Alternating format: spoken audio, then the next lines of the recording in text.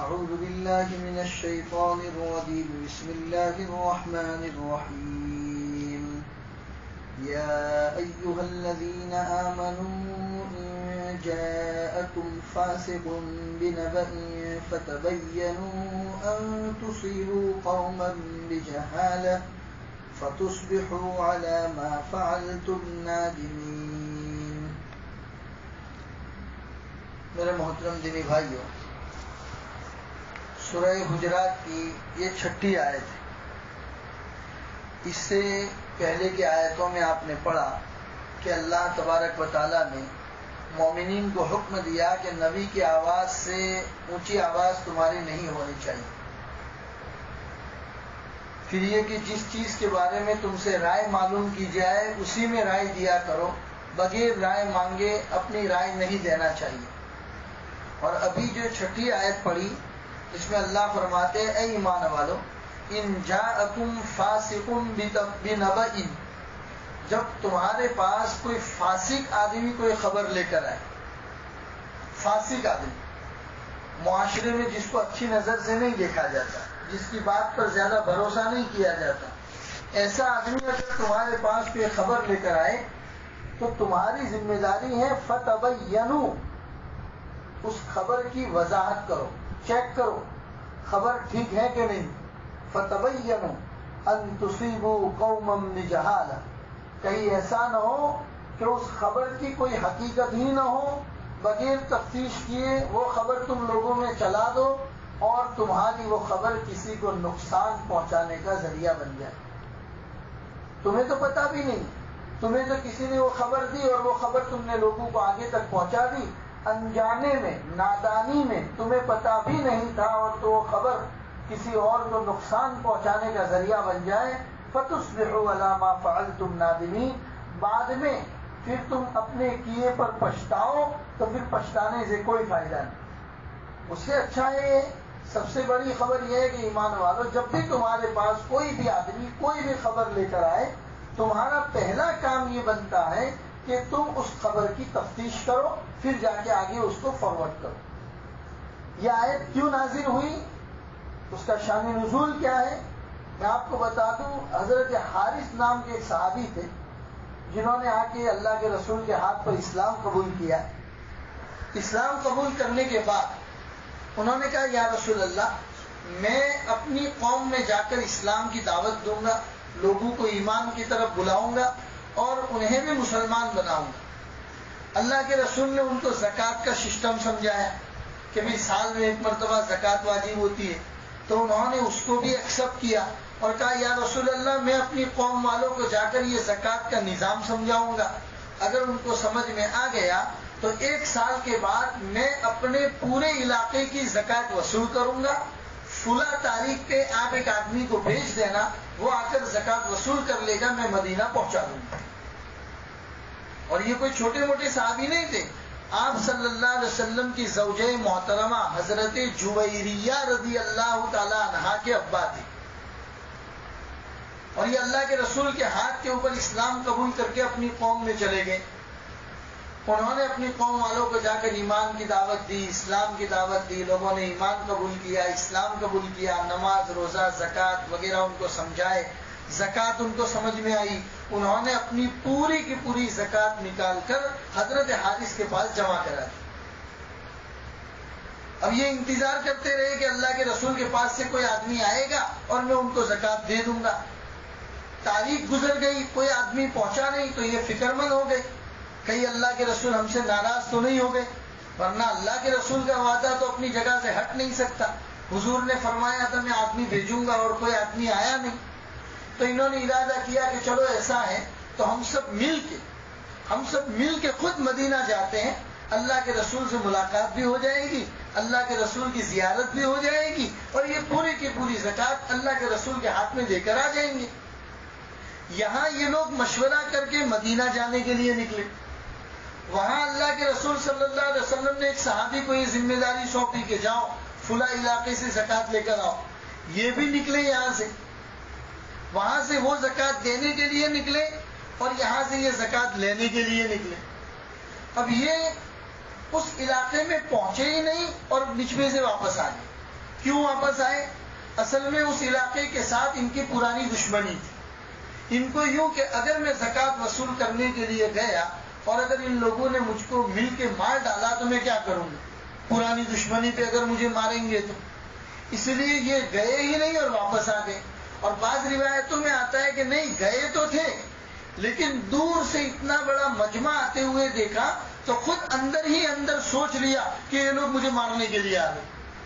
حالانکہ وہ تو مدینہ جا رہے تھے اللہ کے رسول صلی اللہ علیہ وسلم کے پاس. اور بعض روایتوں میں آتا ہے کہ ان لوگوں کو پتا چلا کہ اللہ کے رسول کا قاصد، اللہ کے رسول کا میسنجر زکوٰۃ لینے کے لیے آنے والا ہے، تو یہ لوگ ویلکم کرنے کے لیے، استقبال کرنے کے لیے گاؤں سے باہر نکلے تھے.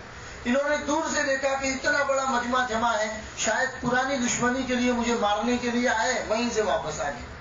خالی واپس نہیں آئے، واپس آ کر اللہ کے رسول نے پوچھا کہ زکوٰۃ نہیں لائے؟ تو انہوں نے کہا یا رسول اللہ انہوں نے زکوٰۃ دینے سے انکار کر دیا. زکوٰۃ دینے سے انکار بھی کر دیا اور ان لوگوں نے مجھے قتل کرنے کا پلان بنایا ہے، مجھے مارنے کا پلان بنایا ہے. اللہ کے رسول صلی اللہ علیہ وسلم تو ظاہر سی بات ہے نبیوں کے سردار تھے. اللہ نے بڑی دور بینی عطا فرمائی تھی، دور کی سوچ لیتے تھے. اللہ کے رسول نے حضرت خالد بن ولید کو بلایا اور حضرت خالد بن ولید کو فرمایا کہ اپنے ساتھ چند لوگوں کو لے کر اس بستی میں جاؤ اور معاملے کی تحقیق کرو کہ بات کیا ہے. وہ لوگ تو اسلام قبول کر کے گئے تھے، کیسے انہوں نے زکوٰۃ دینے سے انکار کر دیا اور ہمارے قاصد کو قتل کرنے کا ارادہ کیا؟ جا کے معاملے کی تفتیش کرو. چنانچہ حضرت خالد بن ولید زبردست صحابی، سیف اللہ، اللہ کے رسول نے لقب دیا تھا اللہ کی تلوار، سیف من سیوف اللہ، اور جنگ کے بڑے ماہر آدمی. انہوں نے جا کے اپنے جاسوس پھیلا دیے. انہوں نے پورے علاقے میں جا کے معلوم کیا کہ بھئی یہ لوگ تو نمازیں پڑھ رہے ہیں، اذانیں ہو رہی ہے، کوئی مرتد نہیں ہوا، یہ لوگ تو زکوٰۃ کا انکار کر ہی نہیں سکتے. پھر انہوں نے تفتیش کی کہ بھی اللہ کے رسول کا قاصد تمہارے پاس زکوٰۃ لینے کے لیے آیا تھا، تم نے اس کو مارنے کا پلان بنایا. تو انہوں نے کہا قسم اس خدا کی جس نے محمد الرسول اللہ کو سچا نبی بنا کر بھیجا ہے، ہمارے پاس کوئی آدمی آیا ہی نہیں. اب یہ پورا کا پورا قافلہ اللہ کے رسول کی خدمت میں آیا. حضور نے دوبارہ پوچھا کہ بھی ہمارے قاصد کو مارنے کا پلان بنایا تم نے اور زکوٰۃ دینے سے انکار کر لیا. انہوں نے کہا کہ ہمارے ماں باپ آپ پر قربان، جس اللہ نے آپ کو سچا نبی بنا کر بھیجا ہے، ہم اس اللہ کی قسم کھا کر کہتے ہیں ہمارے پاس کوئی قاصد زکوٰۃ لینے کے لیے نہیں آیا. اللہ کے رسول نے ان کو بلایا، پوچھا تو انہوں نے کہا یا رسول اللہ میری پرانی دشمنی تھی اس لیے میں خود ہی نہیں گیا اور میں نے ہی اپنے دماغ کے اندر یہ سمجھ لیا کہ یہ لوگ مجھے مارنے کا پلان بنا رہے. اور بعض روایتوں میں آتا ہے کہ نہیں، یہ جا رہے تھے کہ کسی آدمی نے آ کر ان کو بتایا کہ فلاں بستی میں جانا مت، ان لوگوں نے تمہیں مارنے کا پلان بنایا ہے. اور وہ آدمی کوئی اور نہیں تھا، شیطان تھا جو انسان کی شکل میں آیا اور اس نے یہ پورا بکھیڑا کھڑا کیا. چنانچہ یہ باتیں ابھی چل رہی تھی کہ عصر کا وقت ہو گیا. نبی پاک صلی اللہ علیہ وسلم نے عصر کی نماز پڑھائی. عصر کی نماز پڑھا کر فارغ ہوئے تھے کہ وحی کے آثار ظاہر ہونے لگے اور اللہ نے یہ آیت اتاری، جو آیت میں نے بھی آپ کے سامنے پڑھی، جس میں اللہ نے فرمایا یا ایھا الذین آمنوا، اے ایمان والو، ان جاءکم فاسق بنبأ، اگر تمہارے پاس کوئی فاسق بری خبر لے کر آئے یا کوئی بھی خبر لے کر آئے، فتبینوا، تو اس کی تفتیش کرو، فوراً جوش میں مت آ جاؤ، بغیر تفتیش کے تم نے بات کو آگے پھیلانا شروع کر دیا. فتبینوا، قرآن کہتا ہے اس کی تفتیش کرو، کہیں ایسا نہ ہو ان تصیبوا قوما بجہالہ، نادانی کی وجہ سے تم کسی قوم کو نقصان پہنچانے والے بن جاؤ، فتصبحوا علی ما فعلتم نادمین، اور بعد میں تم اپنے کیے پر پچھتاؤ تو پھر پچھتانے سے کوئی فائدہ ہونے والا نہیں.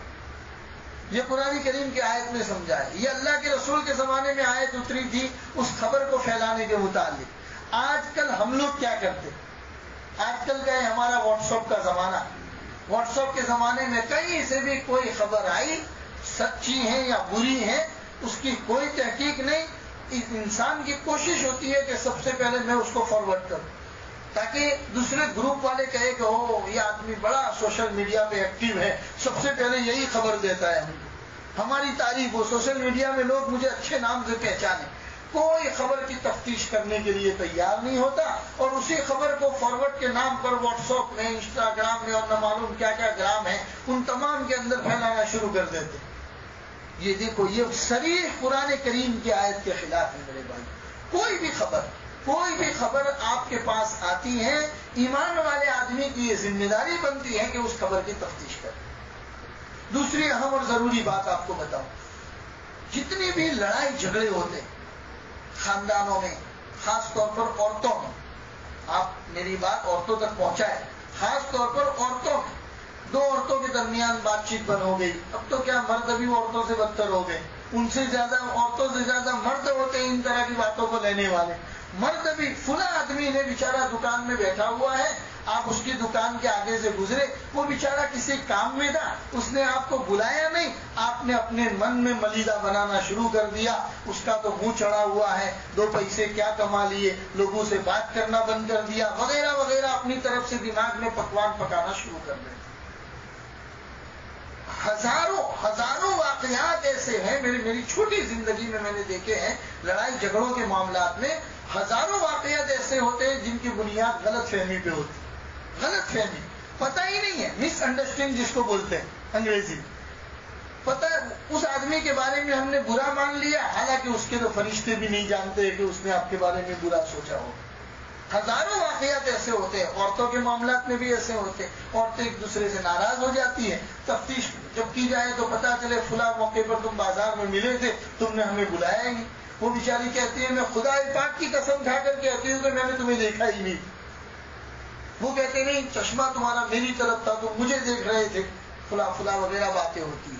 بہرحال کہنے کا مطلب، کوئی بھی خبر، کوئی بھی لڑائی جھگڑا، کوئی بھی آدمی آ کر تمہارے کان بھرنے کی کوشش کرتا ہے تو تم بے وقوف نہیں ہو. تم بازار میں ایک مٹکا 50 روپے کا خریدنے جاتے ہو تو 50 مرتبہ ٹھوک کے لاتے ہو، پھر کوئی آدمی تمہارے کان اتنی آسانی سے کیسے بھر سکتا ہے؟ ذمہ داری ہے کہ کوئی بھی آدمی تمہیں کوئی خبر پہنچائے، ہماری ذمہ داری بنتی ہے کہ ہم اس خبر کی تفتیش کریں. اب مجھے پتہ ہی نہیں ہے، میرے بارے میں کسی نے آ کے آپ کو کچھ کہہ دیا اور آپ نے اپنے دماغ کے اندر ایک گویا کہ مصیبتوں کا پہاڑ کھڑا کر دیا، مجھے پتہ ہی نہیں ہے. 1 سال 2 سال کے بعد آپ مجھے ملے اور پھر پتہ چلا، جب بات کی تفتیش ہوئی تو پتہ چلا کہ بات کی کوئی حقیقت ہی نہیں تھی. لہٰذا میرے بھائیو، قرآن کریم ہمیں اس بات کی تعلیم دیتا ہے کہ جب بھی کوئی خبر تمہارے پاس کوئی لے کر آئے تو تمہاری ذمہ داری ہے کہ اس خبر کی تفتیش کرو.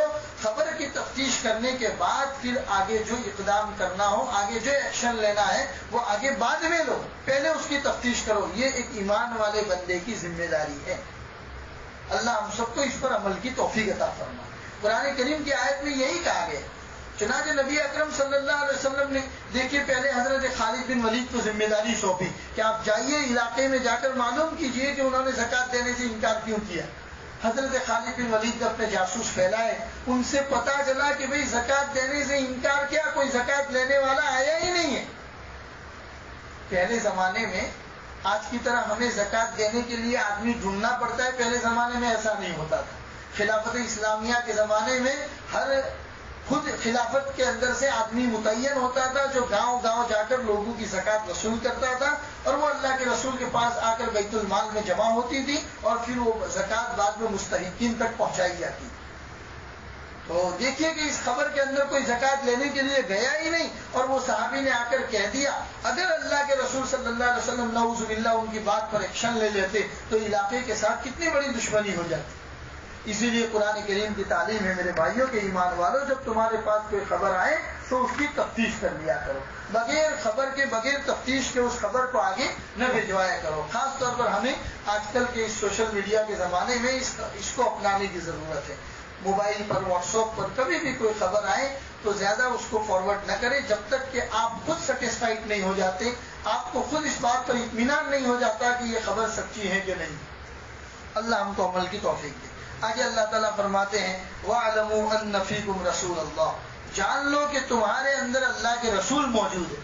ہم نے محمد الرسول اللہ جیسا نبی تمہیں دیا ہے جو تمہارے بیچ میں موجود ہے. اس سے بڑا احسان کیا چاہیے؟ اللہ فرماتے ہیں آقا نامدار تاجدار مدینہ محمد الرسول اللہ صلی اللہ علیہ وسلم جیسا نبی ہم نے تمہیں دیا ہے. وَاعْلَمُوا، جانو، أَنَّ فِيكُمْ رَسُولَ اللَّهِ، تمہارے اندر اللہ کے رسول موجود ہیں. لو یطیعکم فی کثیر من الامر، اگر بہت سے معاملات میں تمہارے کہے مطابق اگر یہ نبی فیصلہ کرنا شروع کر دے لعنتم، تو تم مشکل میں پڑ جاؤ. تمہارے کہنے کی وجہ سے اگر اللہ کے رسول نے لشکر بھیج دیا ہوتا اور بنو مستلق کے ساتھ لڑائی کر دی ہوتی، لڑائی کے بعد پتا چلتا کہ کوئی زکات لینے کے لیے آیا ہی نہیں تھا، تو پچھتانے سے کتنا بڑا نقصان ہو جاتا امت کا. اسی لیے فرماتے ہیں کہ سب سے بڑا احسان یہ مانو کہ تمہارے اندر اللہ کے رسول جیسے عظیم شخصیت موجود ہے. کوئی بھی بات ہو اللہ کے رسول کے پاس لے جاؤ. اگر یہ رسول تمہارے کہنے کے مطابق فیصلہ کرنا شروع کر دے لعنتم، تو تم مشکل میں پڑ جاؤ. ولکن اللہ حبب الیکم الایمان، اللہ نے ایمان کو تمہارے دلوں میں محبوب بنا دیا. آج ہمیں اپنے ایمان سے کتنا پیار ہے. اللہ چاہے ہم گنہگار ہیں، نمازوں میں کوتاہیاں ہوتی ہے، روزے میں کوتاہیاں ہوتی ہے، اور بہت سارے معاملات میں ہم کوتاہیاں ہوتی ہے، لیکن اللہ کا فضل اور اس کا کرم ہے کہ ہم کبھی اپنے ایمان کے ساتھ سودا نہیں کرتے. ہم کبھی، اور اللہ کبھی نہ کروائے، ہم کیا ہماری اولاد کے ساتھ بھی کبھی ایسا نہ ہو کہ ہم ایمان کا سودا کریں. یہ اللہ کا کرم ہے، اسی کو اللہ فرماتے وَلَكِنَّ اللَّهَ حَبَّبَ إِلَيْكُمُ الْإِيمَانَ، اللہ نے ایمان کو تمہارے دلوں میں محبوب بنا دیا ہے. وَزَيَّنَهُ فِي قُلُوبِكُمْ، اور تمہارے دلوں کو ایمان سے سنوارا ہے. ایمان سے اللہ نے تمہارے دلوں کو سنوارا ہے. اور اتنا ہی نہیں، وَكَرَّهَ إِلَيْكُمُ الْكُفْرَ وَالْفُسُوقَ وَالْعِصْيَانَ، کفر، نافرمانی، گناہ، یہ ایسی چیزیں ہیں کہ اللہ نے خود ان کی نفرت تمہارے دلوں میں بٹھائی. اسی لیے آج دیکھیے ہم کچھ بھی کر سکتے ہیں، ہم گنہگار ہو سکتے ہیں، اللہ کا فضل ہے ہم کافر نہیں ہو سکتے، ہم شرک نہیں کر سکتے، ہم اللہ کے علاوہ کسی اور کے سامنے کبھی سر نہیں جھکا سکتے، ہم کبھی اپنے ایمان کا سودا نہیں کر سکتے. کیوں؟ اللہ نے ایمان کو ہمارے دلوں میں محبوب بنایا ہے. اور کفر، شرک، نافرمانی، اس طرح کی چیزوں کو، ان چیزوں سے اللہ نے ہمارے دل کو ناپسند کیا ہے. اللہ فرماتے اولئک هم الراشدون، تم لوگ راستہ بھٹکے ہوئے نہیں ہو، راستہ پائے ہوئے. اللہ نے ایمان کو تمہارے دلوں میں مضبوط کر دیا، پتا چل گیا اولئک هم الراشدون، اللہ نے تمہیں ہدایت یافتہ بنا دیا ہے. فضل من اللہ ونعمہ، یہ اللہ کی طرف سے بہت بڑا فضل ہے، یہ اللہ کی نعمت ہے تمہارے اوپر. واللہ علیم حکیم، اللہ بڑا جاننے والا اور بڑا حکمت والا ہے. لہذا میرے بھائیو، اللہ نے جو ایمان کی دولت ہم سب کو عطا فرمائی ہے، اس ایمان کی دولت کی ہمیں صحیح معنوں میں قدر کرنی چاہیے. اور کبھی بھی زندگی کے کسی بھی معاملات میں، چاہے دینی معاملات ہو، دنیاوی معاملات ہو، کبھی بھی جلد بازی سے کام نہیں لینا چاہیے جب تک کہ آپ پورے معاملے کی تفتیش نہ کر لو. حضرت قتادہ رضی اللہ تعالیٰ عنہ فرماتے ہیں، نبی اکرم صلی اللہ علیہ وسلم نے فرمایا، تحقیق کرنا، ڈپ میں جانا، کسی بھی معاملے کے ڈپ میں جانا، گہرائی میں جانا اور تفتیش کرنا، تحقیق کرنا، بردباری، بردباری کہتے ہیں حلیم کو، حلیم اللہ کی صفت ہے، یعنی برداشت کرنے کی طاقت. فوراً کسی بھی خبر کو سن کے ہائپر ہو گئے، غصے میں آ گئے، کسی بھی فیصلہ کرنے سے پہلے فوراً کسی کے ساتھ بھی لڑ لیے، بھڑ گئے، اس کو بردباری نہیں کہتے. بردباری کہتے برداشت، یہ اللہ کی صفت ہے. ورنہ دیکھیے دنیا میں کتنے گناہ ہوتے ہیں، سب اللہ کی مخلوق ہے. اگر اللہ برداشت نہ کرتا تو کوئی دن خالی نہ جاتا کہ اللہ زلزلے نہ اتارتا، کوئی دن خالی نہ جاتا اللہ آسمانوں سے پتھروں کی بارش نہ کرتا، کوئی دن خالی نہ جاتا اللہ تمہارے اوپر سرخ آندھیاں نہ برساتا. لیکن ایسا نہیں کرتا ہے، وہ بڑا برداشت کرنے والا ہے. ہزاروں، لاکھوں، کروڑوں کی تعداد میں دنیا میں لوگ گناہوں میں ڈوبے ہوئے ہیں، اپنے پروردگار کو بھولے ہوئے ہیں، اسی کی روزی کھاتے ہیں، اسی کی نافرمانی کرتے ہیں، لیکن وہ سب کو برداشت کرتا ہے. وہ صبح اٹھ کے سب کے لیے سورج کو اگاتا ہے، وہ ہر ایک کے لیے ہوا کا انتظام کرتا ہے، وہ ہر ایک کے لیے کھانے پینے کا انتظام کرتا ہے. اسی لیے کہا بردباری. تو حدیث سنا رہا تھا میں آپ کو حضرت قتادہ رضی اللہ تعالیٰ عنہ کی، کہ کسی بھی معاملات میں تفتیش کرنا، تحقیق کرنا، اور بردباری یعنی برداشت کی صلاحیت، اور دور بینی، ہمیشہ دور کا سوچنا، یہ خدا کی طرف سے ایمان والوں پر اللہ کی نعمت ہوتی. یہ حدیث، برداشت کرنے کی صلاحیت، کسی بھی معاملے میں دور کی سوچنا، کسی بھی معاملے میں تحقیق و تفتیش کرنا. حضرت قتادہ فرماتے، نبی اکرم صلی اللہ علیہ وسلم نے فرمایا، یہ اللہ کی طرف سے نعمت ہے، اور کسی بھی معاملے میں جلد بازی کرنا یہ شیطان کی طرف سے ہوتا ہے. لہذا کسی بھی معاملے میں جلد بازی نہیں کرنی چاہیے. کوئی بھی معاملہ ہو اس کی تفتیش کریں. اللہ تبارک و تعالی ہم سب کو کہنے سننے سے زیادہ قرآن کریم کی اس آیت پر خاص طور پر عمل کرنے کی توفیق عطا فرمائے. دوسری آیت میں جو فرمایا گیا کہ اللہ نے ایمان کو ہمارے دلوں میں مضبوط بنا دیا ہے اور ہمارے دلوں کو ایمان سے مزین کیا ہے، اللہ اس ایمان کی ہم سب کو قدردانی کی توفیق نصیب فرمائے. کفر اور شرک جیسی غلاظت اور بری چیزوں سے اللہ ہمارے دلوں کو پاک صاف فرمائے. وصلی اللہ علی النبی الکریم وعلی آلہ واصحابہ اجمعین برحمتک یا ارحم الراحمین.